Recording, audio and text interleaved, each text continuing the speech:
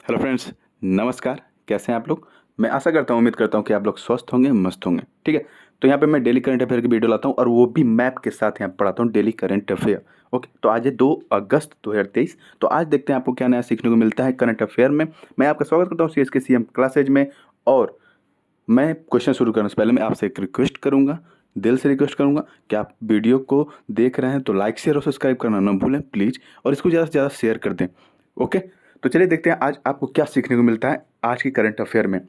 तो ये रहा आपके सामने प्रश्न, और ये बेहद ही इंपॉर्टेंट प्रश्न है, बेहद कह सकते हैं, बेहद इंपॉर्टेंट, बहुत ही ज़्यादा।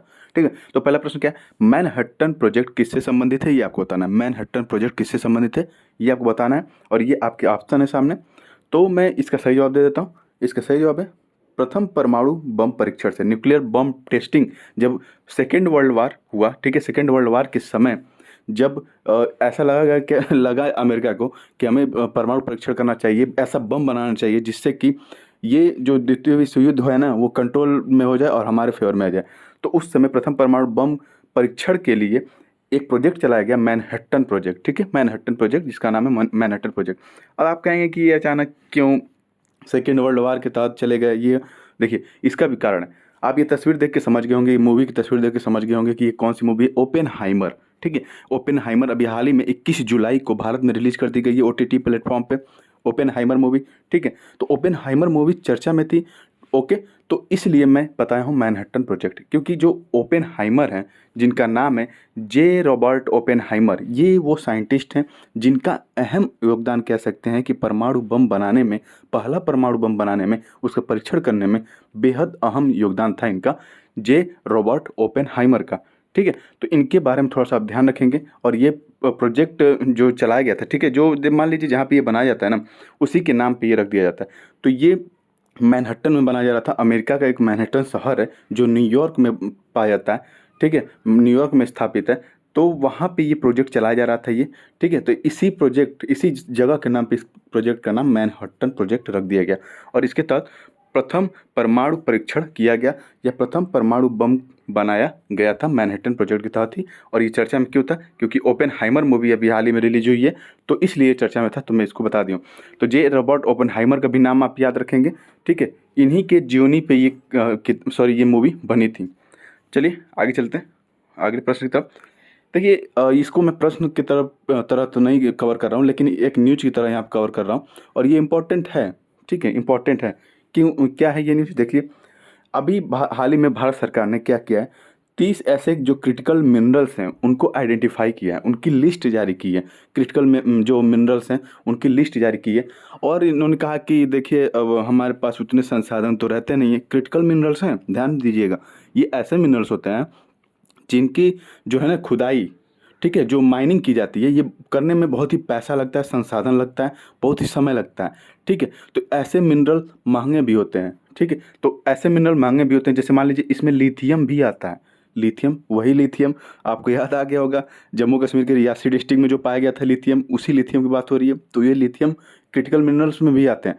तो ये ऐसे मिनरल्स होते हैं जिनको, मतलब जिनकी माइनिंग करने में बहुत ही पैसा लगता है। तो ये भारत सरकार ने क्या किया कि 30 मिनरल्स की, ऐसे क्रिटिकल मिनरल्स की लिस्ट जारी कर दी, और कहा कि मैं इन मिनरल्स की माइनिंग कराने के लिए प्राइवेट कंपनियों को इनवाइट कर रहा हूँ। ठीक है, तो ये यहाँ पे भारत सरकार प्राइवेट कंपनियों को यहाँ पे इनवाइट कर रही है 30 मिनरल्स की माइनिंग के लिए, जिसमें से लिथियम भी है, और इनकी माइनिंग अब शुरू कर दी जाएगी। हालांकि थोड़ा समय लगेगा, लेकिन माइनिंग प्राइवेट कंपनियां अब इसमें कर सकेंगी, इस बात को ध्यान रखिएगा।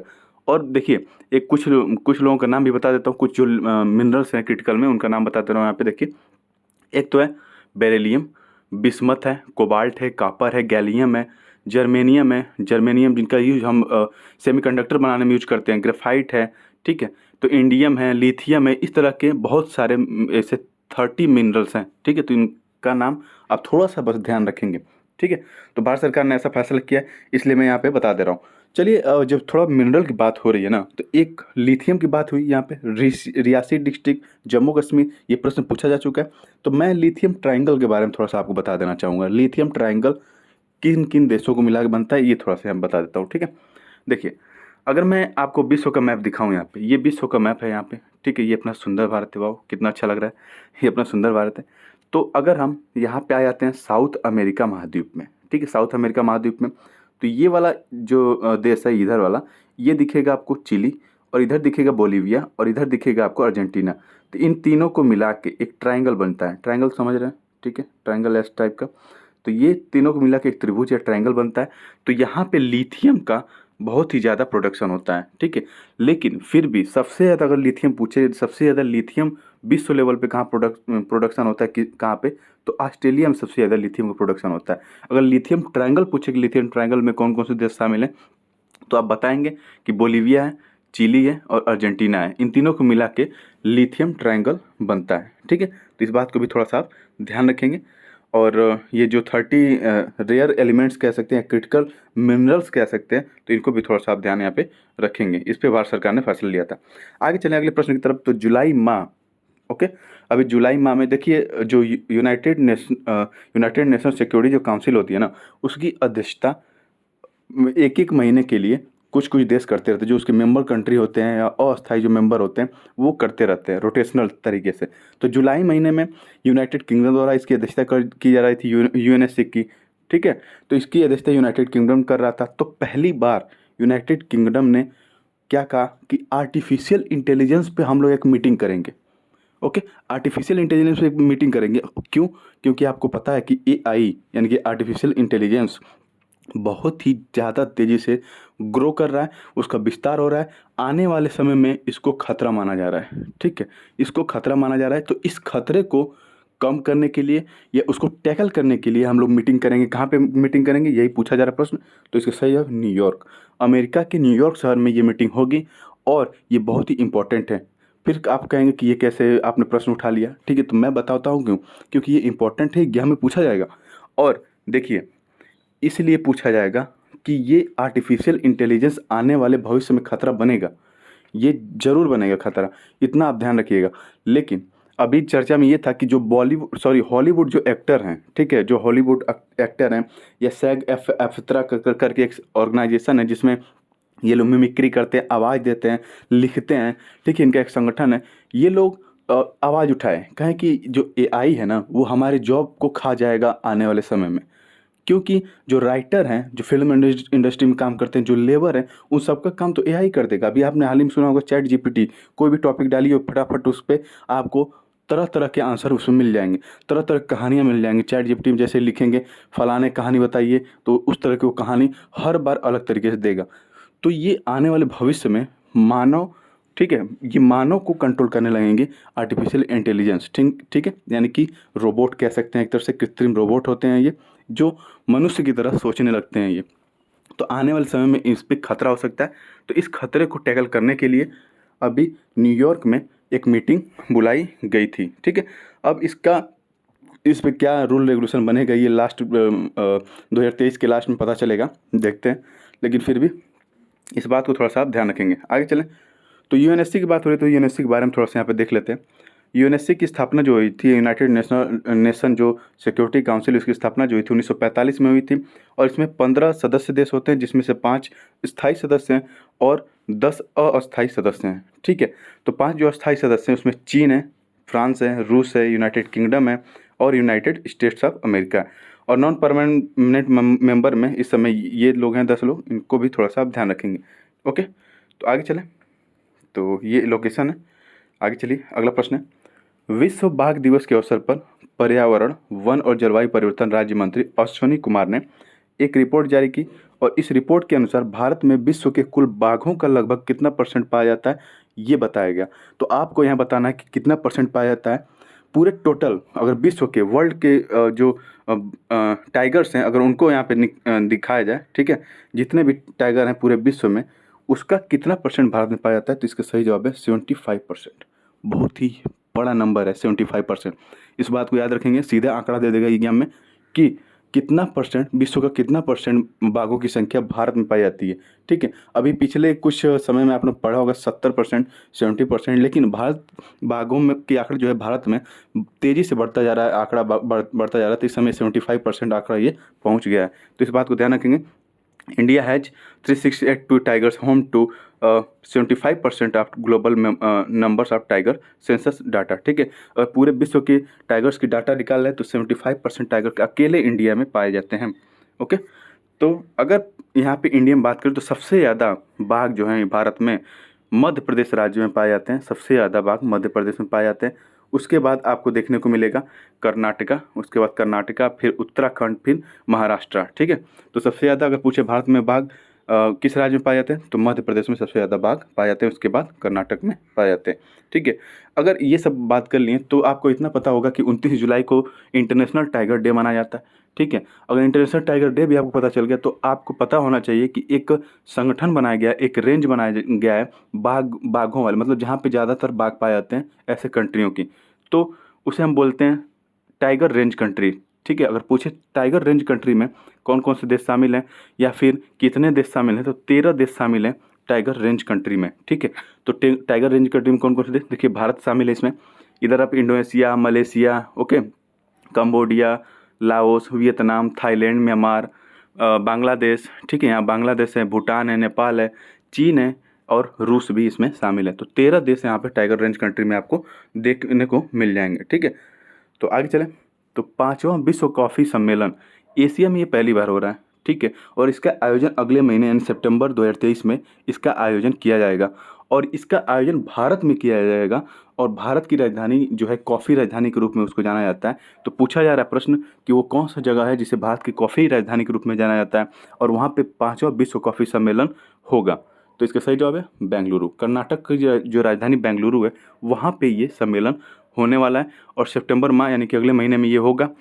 तो देखिए ये पाँचवां सम्मेलन होगा और एशिया में ये पहली बार हो रहा है। ठीक है, क्योंकि 2001 में देखेंगे तो इसका सम्मेलन हुआ था यूरोप में, इंग्लैंड में हुआ था। ठीक है, 2005 में हुआ था ब्राज़ील यानी कि साउथ अमेरिका में हुआ था और 2010 में देखेंगे तो ग्वाटेमाला यानी कि अफ्रीका कॉन्टिनेंट में हुआ था और 2016 में देखेंगे तो ये आपको दिखेगा इथियोपिया। ठीक है, ये अफ्रीका कॉन्टिनेंट, सॉरी ये ग्वाटेमाला जो है ना ये मध्य अमेरिका में पड़ता है और ये इथियोपिया जो है ये अफ्रीका कॉन्टिनेंट में पड़ता है। अब भारत में हो रहा है तो ये एशिया कॉन्टिनेंट में पड़ता है। तो एशिया में पहली बार हो रहा है तो ये कहाँ पे हो रहा है, बेंगलुरु में हो रहा है। इस बात को थोड़ा सा ध्यान रखेंगे आप। ठीक है, तो अगर विश्व लेवल पे पूछा जाए कि कॉफ़ी प्रोडक्शन में विश्व लेवल पे कौन सबसे ज़्यादा आगे है, तो विश्व लेवल पे सबसे ज़्यादा आगे है ब्राज़ील। ब्राज़ील में सर्वाधिक कॉफ़ी का प्रोडक्शन होता है विश्व लेवल में। अगर भारत की बात करें तो भारत में सबसे ज़्यादा कॉफ़ी प्रोडक्शन किस राज्य में होता है, तो इसका सही जवाब है कर्नाटका में। ठीक है, कर्नाटका की जो राजधानी बेंगलुरु है उसे कॉफ़ी राजधानी के रूप में जाना जाता है, भारत की कॉफ़ी राजधानी के रूप में जाना जाता है। ठीक है, और आप पूछेंगे ये कि यहाँ पे कर्नाटका में भारत के कितने % कॉफ़ी का उत्पादन हो जाता है, किसे कॉफ़ी राजधानी के रूप में जानते हैं, तो 70% कॉफ़ी का उत्पादन अकेले कर्नाटका करता है। अगर पूछेंगे कि इसमें कि कौन कौन सी कॉफ़ी का उत्पादन यहाँ पे होता है, तो अरेबिका और रोबस्टा ये दोनों कॉफ़ी की किस्म हैं जो कि यहाँ पे कर्नाटका में पाई जाती हैं, अरेबिका और रोबस्टा। ठीक है, आगे चलें। तो केंद्रीय खेल मंत्री अनुराग सिंह ठाकुर ने कहा पे भारत में पहली बार आयोजित की जा रही एशियाई युवा एवं जूनियर भारोत्तोलन चैंपियनशिप का उद्घाटन किया। तो भारत में ये पहली बार आयोजित की जा रही, इस बात को भी ध्यान रखेंगे। ठीक है, तो इसका सही जवाब है ग्रेटर नोएडा। ठीक है, ग्रेटर नोएडा में इसका आयोजन किया जा रहा है। देखिए यहाँ पे आप कंफ्यूज मत होइएगा, अगर आपसे एशियन वेट लिफ्टिंग चैंपियनशिप पूछेगा तो ये तो साउथ कोरिया में हुए, Asian weight lifting championship only पूछेगा तो ये साउथ कोरिया में हुआ। अगर इसमें जोड़ दिया कि youth and junior weight lifting championship 2023 तो इसका आयोजन यूपी का जो ग्रेटर नोएडा है वहाँ पे किया गया है। ठीक है, तो यहाँ पे आप देख लेंगे ये उत्तर प्रदेश का मैप है यहाँ पे। ठीक है, अगर मैं इसको जूम करके दिखाऊं तो ये यहाँ देखेंगे धुंधला दिख रहा होगा, लेकिन यहाँ पे देख लीजिए, यहाँ पे आप देखेंगे तो यहाँ पे गौतम बुद्ध नगर है और गौतम बुद्ध नगर को ही ग्रेटर नोएडा के नाम से जानते हैं। ठीक है, आगे चले। अगला प्रश्न है एशियन रेसलिंग चैंपियनशिप 2023 का आयोजन कहाँ किया जा रहा है, यह आपको बताना।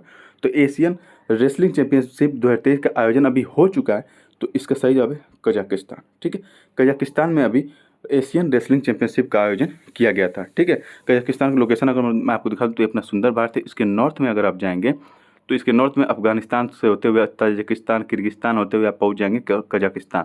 और कजाकिस्तान की राजधानी यहाँ पे दिखेगी आपको अस्ताना और इसके नॉर्थ में दिखेगा रसिया। ठीक है, और यहाँ पे दिखेगा उज्बेकिस्तान और कजाकिस्तान के बीच में एक यहाँ पड़ता है अरल सागर। ठीक है, कजाकिस्तान कहा जाता है कि विश्व का सबसे बड़ा लैंड लॉक्ड कंट्री है और यहाँ पे आप देखेंगे तो यहाँ पे दिखेगा कैस्पियन सी जो कजाकिस्तान इससे बॉर्डर बनाता है, और इधर दिखेगा आपको ब्लैक सी और इधर दिखेगा आपको टर्की। ठीक है, तो यहाँ से इतना कुछ आपको पता चलता है। आगे चलते हैं। हाल ही में केंद्रीय मंत्री पीयूष गोयल ने स्टार्टअप मेंटरशिप के लिए किस पोर्टल को शुरू किया था, ये आपको बताना। ठीक है। तो स्टार्टअप मेंटरशिप के लिए यानी कि आप कोई भी स्टार्टअप शुरू करना चाहते हैं तो आपको हम गाइड करेंगे कौन से पोर्टल की तरफ, मार्ग पोर्टल की तरफ आपको मार्ग दिखाएंगे, रास्ता दिखाएंगे कि आप इस स्टार्टअप में घुसे हैं तो कैसे इसको आप डेवलप करें, ठीक है, कैसे आप इसको डेवलप करें, क्या इसमें ज़रूरी थे ज़मीनी चीज़ें हैं, ठीक है, क्या आपको जानना चाहिए इसके बारे में, भविष्य में इसमें फ़ायदा है कि नहीं है। तो ये सब हम लोग बताएंगे मार्ग पोर्टल के माध्यम से। आप मार्ग पोर्टल पर विजिट कर सकते हैं और वहाँ पे आपको स्टार्टअप से संबंधित सारी जानकारियाँ मिल जाएंगी, ठीक है। तो ऐसा हुआ था मार्ग पोर्टल के लिए। आगे चलते हैं। अगला प्रश्न है, हाल ही में चर्चित सेती नदी जल विद्युत परियोजना भारत और किस देश से संबंधित है। तो इसका सही जवाब है भारत और नेपाल। भारत और नेपाल के बीच सेती नदी जल विद्युत परियोजना आपको देखने को मिलेगी। ये है नेपाल की लोकेशन, यहाँ पर आप देख सकते हैं, ठीक है। नेपाल की लोकेशन जो सिक्किम से, पश्चिम बंगाल से, बिहार से, उत्तर प्रदेश से, इधर उत्तराखंड से बॉर्डर शेयर करता है। और मैं इसको जूम करके दिखाऊं तो यहाँ पे दिखेगा आपको सेती नदी, ठीक है। और यहाँ पे सेत नदी दिखेगी, ठीक है। सेत नदी जो नेपाल से होती हुई भारत में यहाँ पे एंटर कर जाती है। तो यही इसी पे बनी है सेत नदी जल विद्युत परियोजना भारत और नेपाल के बीच में। अगला प्रश्न है, पहला आसियान भारत समुद्री अभ्यास का आयोजन कहाँ किया जाएगा, ये आपको बताना है। तो इसका सही जवाब है सिंगापुर और दक्षिण चीन सागर में। इसका आयोजन सिंगापुर और दक्षिण चीन सागर में किया गया, पहला आसियान भारत समुद्री अभ्यास, ठीक है। तो आइए आसियान के बारे में थोड़ा सा हम जान लेते हैं। आसियान का फुल फॉर्म होता है association of south east Asian nation, ठीक है। यानी कि जो साउथ ईस्ट एशियन नेशन है, जैसे कि मैं आपको दिखाऊं तो थोड़ा दूर में देखिए, लेकिन देखिए ये एशिया महाद्वीप है पूरा, ठीक है। ये एशिया महाद्वीप है, इसका साउथ हिस्सा इधर है, साउथ। अब ईस्ट इसका देखेंगे तो साउथ ईस्ट हिस्सा इधर है, ये वाला हिस्सा, ठीक है। ये वाला हिस्सा यहाँ पे है, तो यही होता है साउथ ईस्ट एशियन नेशन। तो ये हैं जो मैप यहाँ पे दिखेगा आपको। और इसमें शामिल है, आपको देख लीजिए, लाओस है, ठीक है, वियतनाम है, कंबोडिया है, फिर इधर आपको म्यांमार, थाईलैंड, म्यांमार, उसके बाद इंडोनेशिया, मलेशिया, ब्रुनेई, ठीक है, ये सब यहाँ पे दिखेगा, फिलीपींस, ये सब यहाँ पे शामिल है साउथ ईस्ट एशिया में। अब इसमें 11वें मेंबर के तौर पे जुड़ने वाला है ईस्ट तिमोर, ओके, इस बात को भी थोड़ा सा ध्यान रखेंगे। अगर आप कहेंगे आसियान की स्थापना कब हुई थी, तो 8 अगस्त 1967 1967 में हुई थी, बैंकॉक डिक्लेरेशन के माध्यम से, ठीक है। इसके सेक्रेटरी जनरल जो है वो काओ किम हॉर्न करके हैं, और इस समय चेयरमैनशिप जो है इंडोनेशिया इसका कर रहा है आसियान का। तो अभी मैंने बताया कि इसका जो मतलब आयोजन है आसियान और भारत का समुद्री अभ्यास का पहला, वो साउथ चाइना सी में होगा और सिंगापुर में होगा, ठीक है। तो साउथ चाइना सी की यहाँ की लोकेशन देख लीजिए, ये इधर चाइना वाला लोकेशन है इधर, और इसके बगल में ये जो है ना, ये साउथ चाइना सी है। साउथ चाइना सी की जो बाउंड्री है ना, 9 डैश लाइन से निर्धारित की जाती है, जैसे कि ऐसे होगा, यहाँ से 1 2 3 4 5 6 7 8 9, ठीक है। तो इस तरह से डैश लाइन बनाई गई होगी, मतलब एक इमेजिनरी लाइन बनाई गई है जिससे ये निर्धारित किया जाता है कि साउथ चाइना सी की जो बाउंड्री है यहाँ तक है, ठीक है। तो यहाँ से इतना कुछ पता चला आपको। फिलहाल आज की करंट अफेयर में इतना ही। वीडियो कैसी लगी आपको कमेंट बॉक्स में लिख के ज़रूर बताएं, और जो मैं क्वेश्चन पूछता हूँ उसका आंसर आप कमेंट बॉक्स में दे सकते हैं। तो अगर कुछ कमी लग रही है तो आप कमेंट बॉक्स में बताया करिए कि हाँ ये सर ये कमी है वो कमी है, लेकिन आप लोग कुछ बोलते नहीं। चलिए ठीक है, कोई नहीं, थैंक यू, जय हिंद, मिलते हैं अगले वीडियो में, धन्यवाद।